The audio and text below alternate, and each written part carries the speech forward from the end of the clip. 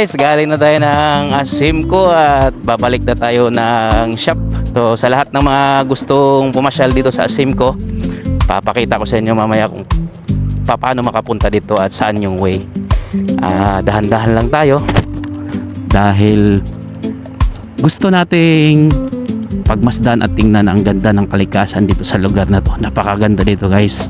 So yung Asimco, located yan dito sa Almeria. Meron ako kanina dito nakitang spot, so pababa na tayo dahil naghatid lang tayo doon sa misis ko dahil meron silang seminar doon ginanap yung seminar nila. At yun, pauwi na tayo pababa na tayo ng Almeria.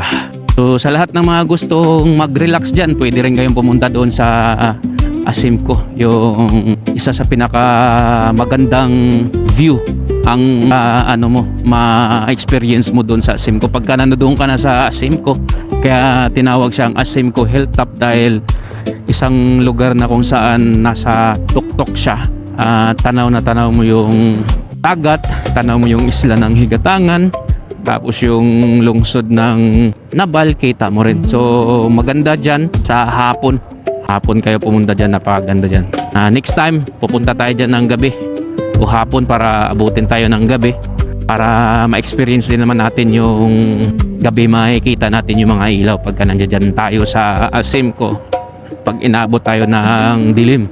So pababa na tayo. Sa lahat ng mga gustong pumunta o pumasyal dyan sa Asimco Hilltop, kailangan lang maayos yung kondisyon ng mga motor ninyo o ng mga sasakyan ninyo dahil tulad nito, palusong siya.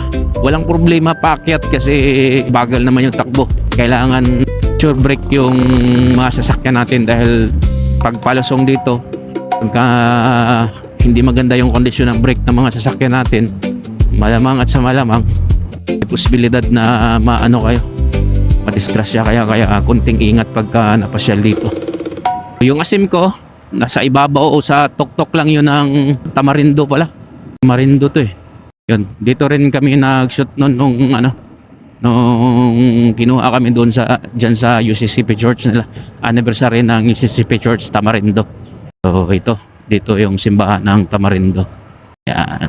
So pababa na tayo. Ang labas natin dito tayo, bumalik tayo sa dinaanan natin kanina dahil gusto ko rin ipakita sa inyo kung paano yung way pabalik papuntang Naval. Dalawang exit dito. Pwede rin dumiretso dyan sa bandang kanan ng eskwelahan at pwede rin yung dito bandang kaliwa, pero dito tayo sa kaliwa dahil medyo malapit dito, mapalapit tayo sa way natin. So ito yung intersection na crossing na to. Pwede kayong dumiretso dyan, pwede rin dito tayo dumaan. So yun, let's go, rock and roll. Punta muna tayo ng shop. Yun, nakapagpasyal tayo ng Asimco gawa nung may seminar si Mrs. at hinatid natin siya dahil hindi ko siya pinagmumotor na mag-isa doon gawa nung alam kong matarik ang lugar na yon. So itong way na to, papunta ito ng Barangay Sabang. Itong lugar na to napakaganda nito. May Harley Davidson pa na logo. So guys, medyo nahirapan tayong i-connect kanina yung intercom natin doon sa Insta gawa nung nakalimutan ko siya, medyo matagal ko kasi siyang hindi nagamit dahil mostly kasi sa mga upload natin ng mga nakaraang linggo puro isla yung pasyal natin. Umuwi tayo doon sa lugar ko, doon sa Higatangan, kaya yung mga na-upload ko kadalasan halos lahat doon mga hindi siya nagmumotor.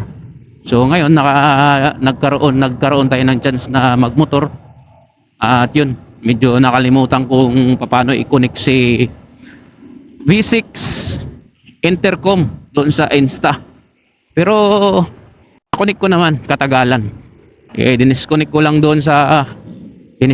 siya muli doon sa Insta kasi parang hindi niya na-detect. Nung na-disconnect ko na siya at nireconnect ko uli, ayun, nabasa niya at yun, nakakapag-connect tayo. So ngayon pagka nakapag motovlog tayo tulad nito, medyo medyo malinaw talaga yung kuha niya. Na-try ko na yan, unang try ko niyan, binlog ko din, yun medyo malinaw. So nandito na tayo ngayon sa intersection. Itong bandang kanan papuntang Almeria to. Ito namang pakaliwa, ito yung way papuntang Naval. So mag-ingat lang tayo dito dahil palusong at hindi natin yung tulad niyan, may mga sasakyan. Kunting ingat tayo. Huwag tayong dumiretso gawa nung itong intersection na to, national road to. Merong mabilis magpatakbo dito. Kaya bago tayo tumawid sa gitna, kailangan siguraduhin natin clear tulad yan, clear na. So pwede na tayong dumiretso. Kumaliwa tayo, gawa na papunta tayo ng Naval. O yun guys, tuloy-tuloy na yung takbo na natin ito. Itong sunod na lugar na to guys, itong sa kasunod na lugar na, ng Sabang, ano to, Barangay Agpangi. Itong area na to dito, itong makikita natin, itong dadaanan natin, ito mismo yung sa bandang kaliwa. Bahain to dito guys dahil meron siyang may ilog dyan sa bandang kaliwa. So may mga ano to dito yan, may mga tulay, may mga ano to dito, may mga flood control ano. So kung malakas ang ulan dyan banda, yan binabaha yung area na yan. Dahan-dahan lang tayo, huwag tayo sa gitna gawa nung nasa mabagal lang yung takbo natin. Hayaan natin yung mga makibilis kasi nasa fast lane sila. Tayo naman dito lang tayo sa slow lane, kaya tandaan lang. So papasok na tayo ng Barangay Antipolo. So kung mapapansin natin, nag-uumpisa na yung mga malalaking building dito, yung mga negosyante, ano, mga construction, nag-uumpisa na.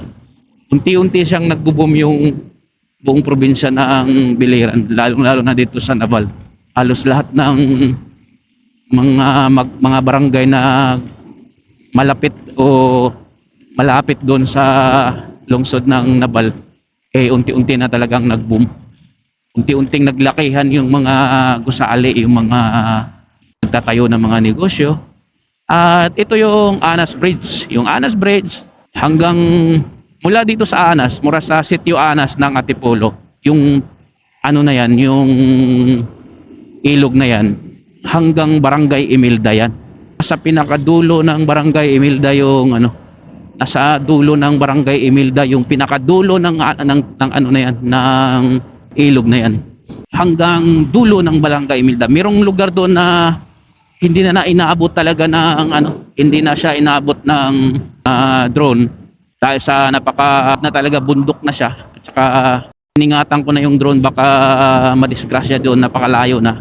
So from Sitio Anas to Barangay Imelda, yan yung pinakadulo nung ilog na yan.